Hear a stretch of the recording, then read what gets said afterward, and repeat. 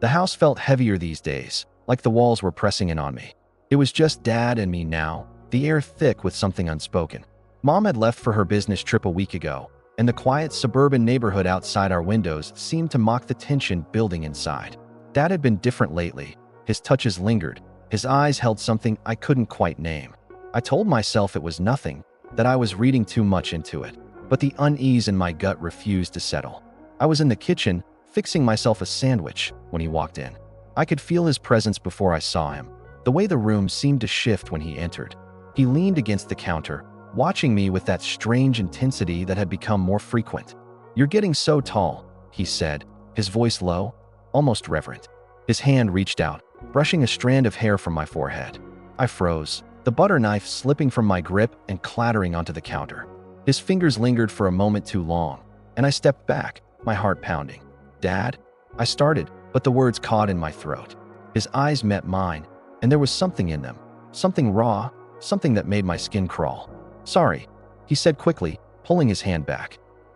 You remind me of her. Your mom." He laughed, but it sounded forced, hollow. I forced a smile, trying to shake off the discomfort, but it clung to me like a second skin. That night, I lay in bed, staring at the ceiling. The house was quiet, save for the occasional creak of the floorboards.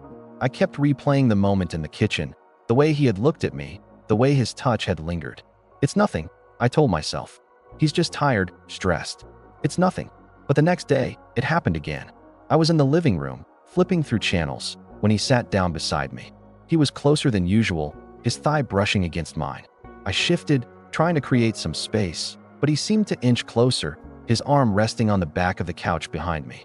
"What are you watching?" he asked, his voice casual, but his eyes were anything but. I could feel his gaze on me, heavy and intent. "Just nothing," I mumbled, holding the remote tighter. He leaned in, his breath warm against my ear as he peered at the TV. "You know, we don't spend enough time together," he said softly. "Just us. Maybe we should change that." My stomach churned, and I stood abruptly, muttering something about needing to use the bathroom. I locked the door behind me, my hands trembling as I splashed water on my face. What the hell is going on? I thought, staring at my reflection in the mirror. My pulse was racing, my mind a whirlwind of confusion and fear. This wasn't normal. This wasn't right. But how do you confront something like this? How do you even put it into words? Over the next few days, I tried to avoid him, staying in my room as much as possible. But the tension between us only grew, a silent, suffocating force that seemed to fill every corner of the house. He'd knock on my door, asking if I wanted to watch a movie or go for a walk, and I'd make up excuses, my voice shaking as I turned him down. But I couldn't avoid him forever. One evening, he cornered me in the hallway, his expression a mix of frustration and something else I couldn't quite place. "Aiden," he said, his voice firm but soft. "We need to talk." I swallowed hard, my throat dry as I nodded. He led me to the living room, and we sat on opposite ends of the couch, the space between us feeling both vast and impossibly small. "I've noticed you've been distant," he began, his eyes searching mine. "Is something bothering you?" My mind raced, trying to find the right words, but they all felt too heavy, too dangerous to say. I started, my voice barely above a whisper. "Dad, I don't know how to say this, but some of the stuff you've been doing lately, it's making me uncomfortable." The words hung in the air, sharp and unyielding. His face twisted, a mix of guilt and something that looked like anguish. "Aiden, he trailed off, running a hand through his hair. "I didn't mean to. I'm sorry. I didn't realize." His voice cracked, and for a moment, he looked so small, so broken. But the relief I expected to feel didn't come. Instead, there was just more confusion, more fear. I don't know what's happening," I admitted, my voice trembling. "I don't know what you want from me." He reached out, as if to touch me, but stopped himself, his hand hovering in the air between us. "I don't want to hurt you," he said finally, his voice barely audible. "I never wanted that. I don't know how to explain it." His eyes were filled with tears, and part of me wanted to comfort him, to tell him it was okay. But another part of me, a louder, angrier part, wanted to scream, to push him away, to make him understand how wrong this all was. "We need to figure this out," I said eventually, my voice steadier than I felt. "But I don't think we can do it alone." He nodded, his shoulders slumping as he looked down at his hands. "You're right," he whispered. "You're right." The silence between us stretched, thick and heavy, until I couldn't stand it anymore. I stood, my legs shaky, and started to walk away. Aiden, he called after me, his voice pleading. I stopped, but didn't turn around. I'm sorry, he said again, and this time, it sounded like a confession. I didn't reply, just continued to my room, closing the door softly behind me. I sank onto my bed, my mind racing. What do I do now? I thought, burying my face in my hands. How do I fix this? The weight of it all felt unbearable, like I was drowning in a sea of emotions I couldn't begin to navigate. But one thing was clear, things couldn't stay like this. Something had to give. The sound of the front door opening jolted me out of my thoughts. I heard Mom's voice, cheerful and familiar, calling out a greeting. My heart leapt into my throat. She's back. For a moment, I felt a flicker of hope, but it was quickly overshadowed by dread. How do I tell her? I wondered, my stomach twisting into knots. How do I even start? I stood, my legs unsteady, and walked to the door. I could hear her and Dad talking in the kitchen, their voices muffled but calm. I hesitated, my hand on the doorknob, my heart pounding in my chest. Mom, I called out, my voice shaking. Can I talk to you? Alone. The words hung in the air, heavy and final. There was a pause, and then her footsteps approached, slow and steady. I opened the door, my eyes meeting hers, and in that moment, I knew there was no turning back. Mom stood in the doorway, her suitcase still in hand, her eyes searching mine with a mixture of curiosity and concern. She looks exhausted, I thought, noticing the faint shadows under her eyes. But there was no time to dwell on it. The words were already bubbling up inside me, desperate to spill out. Aiden, she said softly, setting her suitcase down. What's wrong? I opened my mouth, but nothing came out. My throat felt dry, my tongue heavy. She stepped closer, her hand reaching out to touch my arm, and I flinched. Her eyes widened, and I saw the flicker of realization in them. Come here, she said gently, guiding me to the edge of my bed.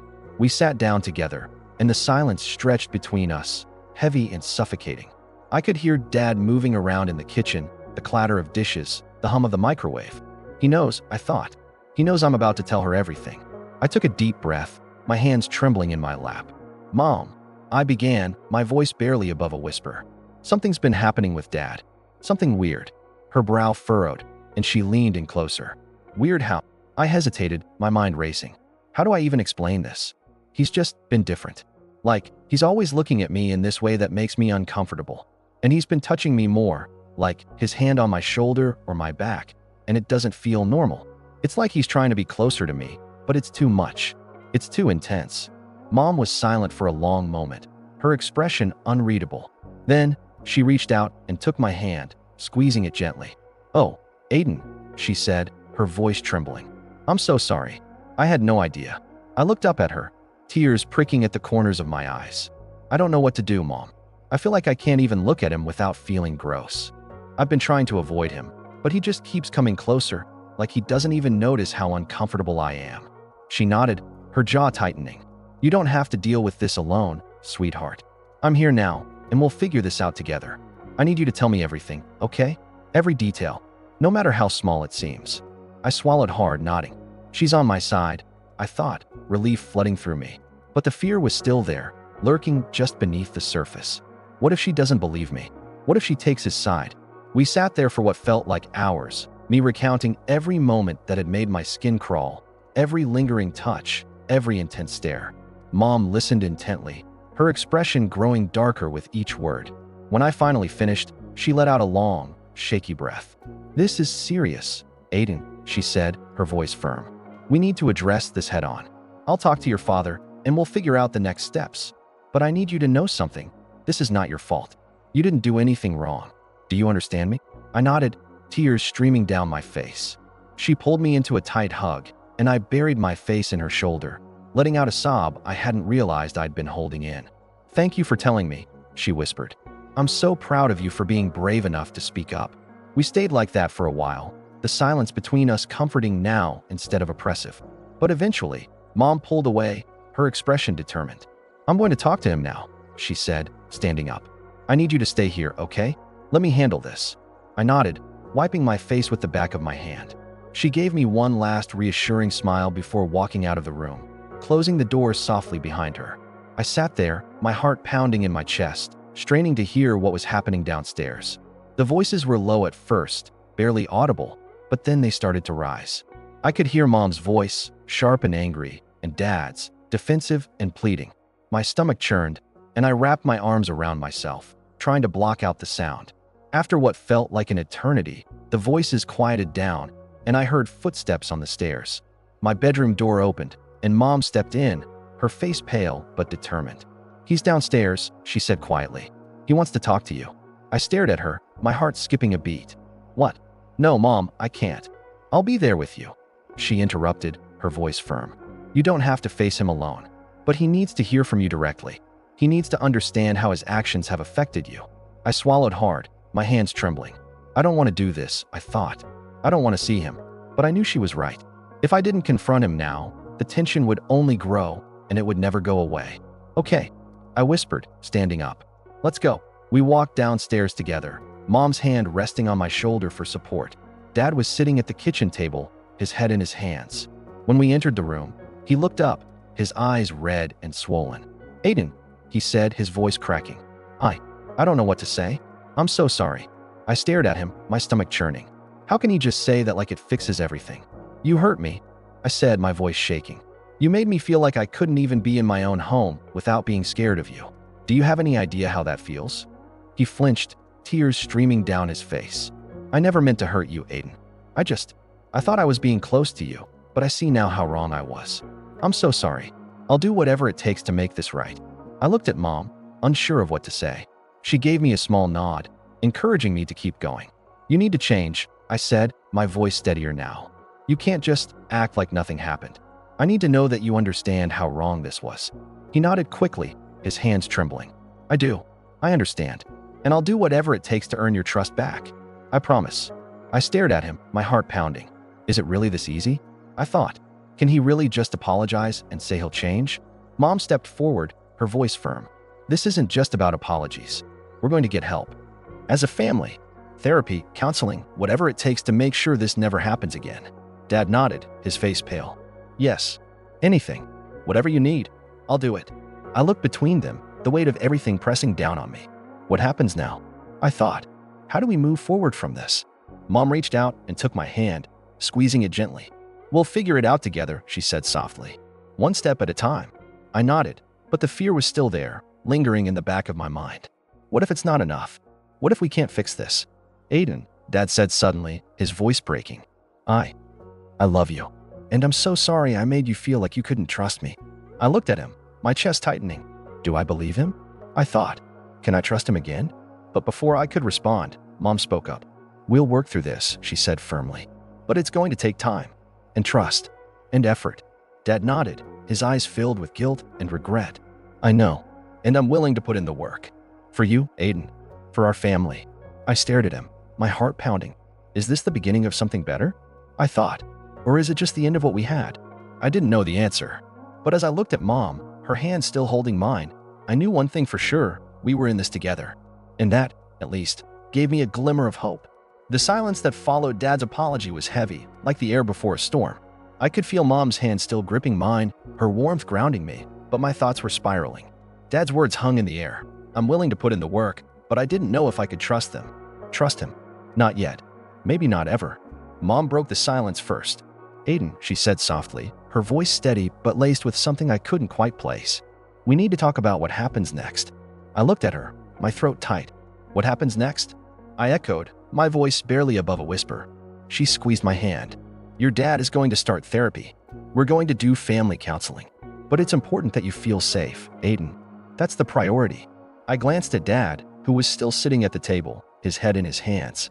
He looked so small, so broken, and for a fleeting moment, I almost felt sorry for him. But then I remembered the way he looked at me, the way his touch had lingered, and the sympathy evaporated like a drop of water on hot pavement. "I don't know if I can. If I can just go back to normal," I admitted, my voice trembling. "You don't have to," Mom said firmly. "Normal isn't the goal here. Healing is. And that's going to take time." Dad finally looked up, his eyes red-rimmed and swollen. "Aiden," he said, his voice cracking. "I'm so sorry. I didn't mean to hurt you. I don't know what came over me." I didn't respond. I couldn't. The words felt empty, like he was apologizing for spilling milk, not for making me feel like I wasn't safe in my own home. Mom stood, her chair scraping against the floor. "We're going to take this one step at a time," she said, her tone leaving no room for argument. For now, Aiden, you can sleep in my room if you'd feel more comfortable. Your dad will stay in the guest room. I nodded, relief flooding through me. It wasn't a solution, but it was something. A temporary barrier between me and the man who had shattered my sense of safety. The next few days passed in a blur. Dad kept his distance, spending most of his time in the guest room or outside in the backyard, but the house still felt charged, like the calm before a storm. Every time I saw him, my stomach twisted into knots, and I found myself retreating to my room, to the sanctuary of my bed, where I could curl up under the covers and try to block out the world. Mom, on the other hand, was a constant presence. She checked in on me constantly, asking how I was feeling, if I needed anything, if I wanted to talk. I appreciated it, but I didn't know what to say. How do you explain that you're terrified of your own father? That every time he looks at you, you feel like you're being stripped bare? One evening, after dinner, Mom knocked on my door. "Can I come in?" she asked, her voice gentle. I nodded, and she stepped inside. Closing the door behind her, she sat on the edge of my bed, her hands folded in her lap, and for a moment, she just looked at me, like she was trying to read my mind. "Aiden," she said finally, "I know this is hard. I know you're scared, but I want you to know that I'm here for you. No matter what." I blinked back, tears, my throat tightening. Why did he do it? I asked, my voice breaking. Mom sighed, her shoulders slumping. "I don't know, sweetheart," she admitted. I think he's struggling with something deep inside him, something he doesn't understand. But that doesn't excuse what he did. Not at all." I hugged my knees to my chest, my mind racing. Struggling with something deep inside him. What did that even mean? Was it anger? Loneliness? Something darker? I didn't know, and I wasn't sure I wanted to. I don't know if I can ever feel okay around him again," I whispered. Mom reached out, brushing a strand of hair from my forehead. "You don't have to right now," she said softly. "But I think, in time, you might be able to. If he's willing to change. If he's willing to put in the work." I didn't respond. I didn't know what to say. The idea of trusting Dad again felt impossible, like trying to rebuild a sandcastle as the tide rolled in. The next morning, I woke up to the sound of voices downstairs. I crept to the top of the stairs, my heart pounding, and listened. "I can't believe this is happening." Dad's voice was low, almost a growl. "I'm trying, you know? I'm trying to fix this." "I know," Mom's voice was calm but firm. "But trying isn't enough, Ryder. You need to show Aiden that you're serious, that you're willing to change." There was a long pause, and then Dad said, I didn't mean to hurt him. I didn't mean to." His voice trailed off, and I felt a shiver run down my spine. Didn't mean to. The words echoed in my head, taunting me. How could he not have meant to? How could he not have known how it would make me feel? I took a deep breath and descended the stairs, my footsteps heavy on the hardwood. Mom and Dad both looked up as I entered the kitchen, and for a moment, no one spoke. "Aiden," Mom said finally, her voice cautious. "How are you feeling?" I ignored her, my eyes locking with Dad's. "What did you mean when you said you didn't mean to?" I asked, my voice cold. Dad flinched, his face paling. "Aiden, No, I interrupted, my hands clenching into fists. "You keep saying you didn't mean to, but you did. You did it. You knew it was wrong, and you did it anyway." Dad's shoulders sagged, and he looked away. "You're right," he said quietly. "I did. And I'm so sorry, Aiden. I don't deserve your forgiveness, but I'm going to try to earn it. I swear." I stared at him, my chest heaving. Try to earn it. The words felt hollow, like a promise he couldn't keep. But as I looked at Mom, at the determination in her eyes, I realized something. I didn't have to forgive him. Not yet. Maybe not ever. "I don't know if I can forgive you," I said finally, my voice trembling. "But I'm willing to see if you can change." Dad nodded, his eyes filled with something that looked like hope. "Thank you, Aiden," he said softly. "That's all I'm asking for." I didn't respond. I couldn't. The words felt like a weight on my chest, and I turned and walked out of the kitchen, my heart pounding in my ears. As I climbed the stairs, I heard Mom's voice behind me. "We'll get through this, Aiden," she said. "Together." I didn't look back. I couldn't, because deep down, I wasn't sure if we would.